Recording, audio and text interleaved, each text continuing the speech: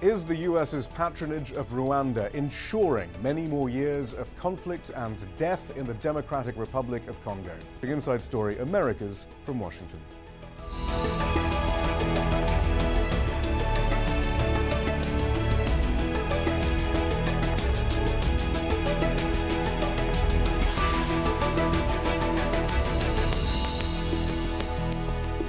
Hello, I'm Shihab Ratansi. Rebels in the eastern DRC say they have begun withdrawing from territory they captured from government troops. About 500,000 people have fled their homes during 7 months of fighting. The violence has been particularly disturbing, coming less than 10 years after the end of the Congo War that killed some 5.4 million people. The US dispatched a State Department official to the region, but has been careful to spare its allies anything beyond symbolic sanction, even after a UN report concluded that Rwanda and Uganda are backing the M23 rebels. Rwanda's President Paul Kagame in particular has been cultivated as a staunch US ally. Bill Clinton once called him, quote, one of the greatest leaders of our time, end quote. And US companies like Starbucks have invested heavily in the country. Rwanda's alleged involvement with Congo's M23 rebels notwithstanding, critics say Kagame runs an authoritarian state with a terrible human rights record. When Kagame won the 2010 election with 93% of the vote, the 3 main opposition parties were excluded from the ballot and 2 of their leaders were jailed. Similarly, Yoweri Museveni's Ugandan government has received US support even after a US State Department report accused the country of gross human rights violations. Kampala, too, is accused of destabilizing its resource-rich neighbor to the west, the DRC. So what's driving US policy towards the latest conflict in the DRC? I'm joined in the studio by Kambala Musavuli, a national spokesman for Friends of the Congo. Also here, Nia Quetta, an African policy analyst and former executive director for Africa Action. And from Houston, we're joined by Herman Cohen, who served as Assistant Secretary of State for African Affairs under George W. Bush. The most useful thing to do, perhaps, is to try and, first of all, establish what Rwanda's role is in this current conflict. And we have this UN report by its group of experts that was released publicly last week. These are some of the main findings. It says troops from both Rwanda and Uganda have helped the M23 expand control of territory in the eastern part of the DRC. That Rwanda helped recruit soldiers for M23 leader Bosco Ntaganda, who is leading rebel troops on the ground. He's also wanted by the International Criminal Court for alleged war crimes. UN investigators interviewed rebel soldiers who said they were Rwandans sent across the border to join the fighting. The report also says traders in Rwanda are funding the conflict thanks to money from tin, tungsten and tantalum smuggled across the border from mines in the eastern DRC. An interim report was leaked to the media this summer and the US was accused of blocking its release. Now, clearly Rwanda has fought back against this report, but Ambassador, is there any reason to doubt the credibility of the UN group of experts? Well, I listened to my own government, the United States, and they've said that the UN report is credible, so I would agree with them. And would everyone else concur with that here in the studio?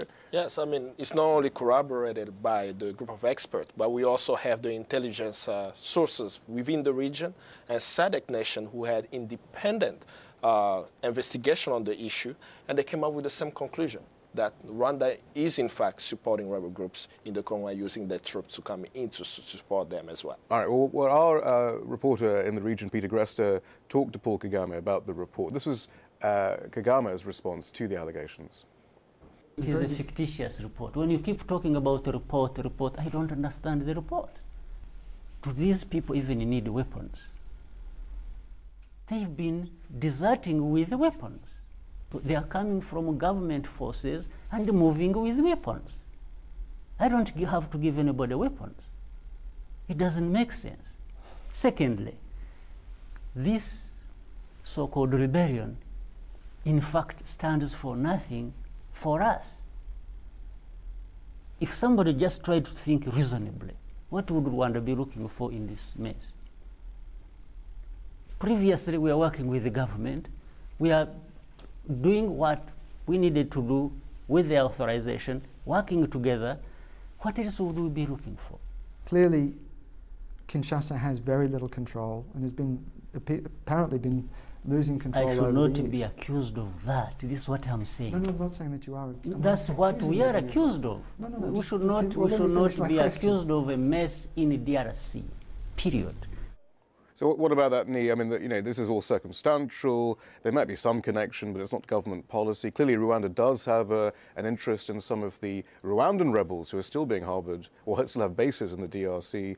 And anyway, it's true that perhaps the Congolese government did renege on some of its promises to the rebels. I mean, this is a DRC problem, actually. There's no question that the DRC has a role and that the DRC government is not anybody's idea of the perfect, well-controlled government. But I think Paul Kagame's denials fly in the face of the evidence. If you listen to him carefully, everybody in the world is wrong. The UN is wrong, its own allies, the UK, and the United States. As the ambassador mentioned, the U.S. finds their reports credible. And this is only this year's report. We must remember that in 2010, we had the larger mapping report. So the record of Rwanda meddling in the DRC is long and credible. But the President Kagame, always denies that in the face of evidence. All right, well, having established that then, Ambassador Cohen, this does then bring up the US's role too, Paul Kagame. Earlier in the year, though, Susan Rice, the UN ambassador, was accused of trying to prevent this report from being released. And certainly in the past, the US has seemed to be loath to criticize Rwanda. How would you characterize their relationship? I think the relationship is very close, but it's starting to separate a little bit. The United States has a great deal of respect for Rwanda for several reasons. They have sent troops to work with the UN in Darfur. This is a very important contribution. Rwanda's military and the American military are very close, and Rwanda cooperates with intelligence gathering against extremist forces, jihadists in the region, and what have you. And Rwanda always supports American foreign policy in the United Nations and everywhere else. Plus, you have the element of genocide guilt. Under the Clinton administration, the United States did nothing to stop the genocide. So ever since then, there's been a reluctance, sort of a guilt feeling, do not criticize Rwanda. But as I said at the beginning, this is beginning to fray because the Eastern Congo is a tremendous humanitarian disaster, with all of these warlords and foreign governments and the Congolese governments doing terrible things to the people there.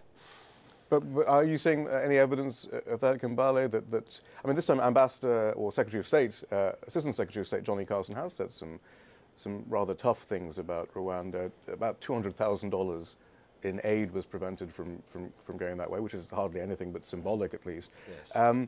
So are we seeing perhaps even a split in the administration? Because Ambassador Rice, at the very least, doesn't seem to be as forthright as some of the other members of the administration. What do you make of it? It's almost as a repeat of the 1994 genocide, where there was a split within the government around how to deal with the issue there. But as a Congolese, I'm looking at it, this has been going on for 16 years. There are those who want to stop it and those who wanted to keep it as business as usual. But it's really not up to the U.S. government to change it. It's really up to the American people. I'm very clear of that. The pressure has to be kept up to put pressure on Susan Rice at the Security Council to have tough sanctions. But should we be personalizing it like this? I mean, this is one of those questions. Actually, whenever we talk about Rwanda and Paul Kagame, it's very striking the personal warmth you often see between American officials or Tony Blair or Bill Clinton, Susan Rice, with Paul Kagame himself. I mean, it seems ridiculous in some ways to talk about geopolitics in the, by individualizing it. But I mean, is there some sort of strange aspect to it? I think there is, and I would say that it's counterproductive because, this personal relationship built about one person, and especially a person who we know is autocratic. I mean, I think the thing that we have to factor in is how dictatorial Paul Kagame is inside Rwanda. I also want to step back a bit and talk about this is a pattern of U.S. support of strong men in Africa. It's gone on ever since Africa became independent for 50 years, and especially if we are talking about the Great Lakes. Rwanda, in terms of size, is a tiny speck compared to the Congo. The question is, why is the Congo so weak? I, for one, think it's because the U.S. was in bed for Mobutu for close to over 30 years. And this embrace of dictatorial strong men in Africa, I think is bad for Africa and it's bad for the United States. Especially Susan Rice, for example. I mean, she's so forthright about the responsibility to protect and liberal interventionism elsewhere when terrible human rights abuses are going on. What's preventing those principles from being applied to Rwanda and Paul Kagame? Here, I think I agree with Kambale very much. I think it's because U.S. policy officials don't feel any heat from the American people. I think America's greatest strength is its own democracy and openness. And yet, in its foreign relations, especially in Africa, but not just in Africa, the Middle East, Latin America a while ago, they are so comfortable with dictators. And I think unless the activists and the American citizenry push and say we have no business propping up dictators who stir up war, who kill people, no matter whether we think they are effective or efficient like Paul Kagame, that has to change because it comes back to bite the United States too. But there's another argument that we hear, Ambassador, though, that, okay, perhaps Paul Kagame is partly the cause of this crisis, but he can also be part of the solution. In the interests of conflict resolution, there's no reason to start grandstanding against him. He can be now a mediator. If that is the role that he now takes, and he does tend to win these, you know, when he's confronted with these situations, he does tend to come out on top. What would he want? What does Rwanda want out of this current crisis, do you think? I think we have to remember that Rwanda has effectively controlled Kivu since its first invasion there in 1996. So from 1996 to 2002, Rwanda was the sovereign in Kivu. So they developed business relationships, commercial relationships, political relationships. People moved from Rwanda to Kivu to start farms and pastoral occupations. So all of a sudden, President Kabila of Congo says, I want you out now. He can't just kick them out because they've been running the place for all this time. So I think what Kagame is really looking for, and what I'm recommending, is an economic common market between Rwanda and the Kivus and the Ituri province, which means that all of this underground movement, this pillage that's going on now, can become regularized, and both the Congo and Rwanda could earn wealth from this. When I recommend this to Congolese, they always say, oh, you just want the breakup of the Congo. Well, I tell them it is already broken up. Kivu belongs to Rwanda. It does not belong to the Congo. And Kambale, at this point, we should also point out the enormous business interests and the mineral wealth of this region. Actually, I mean, just very quickly, I mean, how much control, how much cooperation is there between U.S. multinationals, U.S. business interests, and this region, as far as we know, there? I mean, it's very apparent. Many companies do businesses there.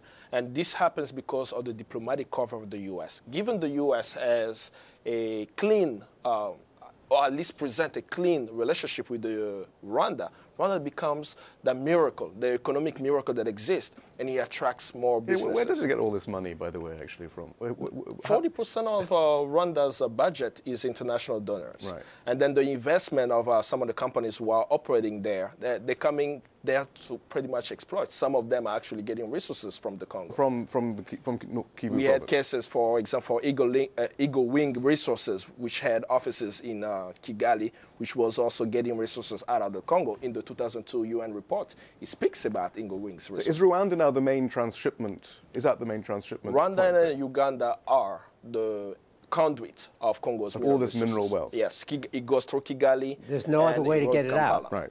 And so which U.S. companies are involved? Name some names. I mean, that might help. There are quite a few U.S. companies, and some of them are in the East. So, for example, in the last report, they did not mention a U.S. company. They actually mentioned a gold company that's using small traders, Machanga Ltd. In the 2002, there is a list of 85 U.S. companies, a few names, Cabot Corporation, which now is operating in Katanga. You have Kemet Electronics, you have Vishay, and the list is there. The thing is that there is no accountability for them. When you contact the State Department points of contact around sanctions on those companies that were listed by the UN in 2002, they haven't done anything around those companies. So there is that culture of impunity that continues where we know the perpetrator in terms of the companies, individuals, and countries, and nothing is done. So, when the State Department looks at this region, and Ambassador Cohen's been talking about a common market, as he says, for years. But we know that this administration looks at the region through the prism of the war on terror, geostrategic interest, and also multinational exploitation. Do you find that these sort of ideas, as we talk about possible conflict resolution, may now come back into vogue? And what impact and what significance would that have for the DRC? And what could Kabila even do, actually? I think this is why, you know, I'm, with all due respect, I'm skeptical of the ambassador's proposal, because I think basically it will reward Rwanda's long-term bad behavior. I mean, it's that's realpolitik, though. So, well, yes, but then you have to look at what example does that set. The Congo is a big country, you know, and what will happen in other parts of the country, what will happen in other parts of Africa where big countries look on their smaller neighbors as they may have resources that they may want when you get disputes. I think Rwanda should not be rewarded. I think the U.S. should put down its foot. And, you know, President Obama has made, for me, some very interesting arguments about authoritarian development being, you know, short-sighted. What we have in Rwanda is authoritarian development. Before he was president, though. I'm sorry? Wasn't that before he was president? Oh, no. In fact, you know, when he went to Indonesia, when he went to Russia, and even his speech in Ghana, and when you look at the new revised strategic paper for his Africa policy, I think the problem is its implementation, because it makes clear that democracy is important. Right, and but even if the war on terror is raging, even if you got Rwanda there as a bulwark to do whatever you want, I mean, you really see those principled interests trumping these interests. I do, because I actually think the rule of Paul Kagame, while he may have succeeded in the past couple of decades, is actually building up steam. Right. You know, what led to the genocide? Steam against him. Yes, right. Against him, and it may not happen during his term. But the U.S. clearly says that the best way to fight terrorism and the conditions that create terrorists is democracy. We are allowing Paul Kagame to run an authoritarian government inside Rwanda and then to go over the border and wreak havoc and covet the wealth of the Congo. I think if you let him get away with that, right, you are really setting in train a very bad policy. So I'm against the idea. Kambala, as you say, though, I mean, Kagame's been in this position countless times before, since the 90s, but he always comes out on top. But if he stops becoming useful, if there is this head of steam behind him trying to get rid of him, then surely then the US will start thinking, hang on, perhaps we need someone else. I mean, it might not be democracy, but I mean, do you get that sense? Well, this is what we're seeing in Egypt. I don't think that we have to look at it in the prism of what the U.S. wants, right? Is that it's inevitable that Paul Kagame will not be in power. But domestically, though, I mean, it is a success story, isn't it? There is, great literacy and education and it's healthcare. Because of what we are told by Bill Clinton and Tony Blair. This is not what the average Rwandan is saying in their country. They are suffering. Right? We have people who are living in poverty while the West says that Rwanda is actually a rich country. We have people who are in prison. Like, for example, the genocide survivor, Deo Mushahidi, who is a political prisoner, Victoire Ingabire, who is also there, Bernard Tanganda. Those people are trying to have a new Rwanda. They are not supported, and they are sidelined while the West stays silent. So we know that Rwanda is a ticking bomb. What we're saying is we've seen these signs forever. We see that in going through the timeline. 97, Garreton report documenting Rwanda's troops massacring civilians in Tingi in Congo. We see in 2002 where they listed the names of individuals and companies at the UN. We saw in 2008, Sweden and Netherlands actually got engaged when the UN report was published showing Rwanda's complicity in the Congo. They put some pressure, and the US didn't follow suit during that time. 2010, Neil Akwete just shared about the UN mapping exercise report, showing again the culture of impunity. We are now here in 2012. We are again dealing with a report that shows that Rwanda is implicated in the Congo. I argue, because of the culture of impunity, this is what is causing millions of deaths in the Congo. If it's shifted, we have a chance at peace, not just for the Congo, but for the region. Kambala Musavulu, thank you very much. Neil Akwete, as always, thank you. Ambassador Herman Cohen, thank you very much too.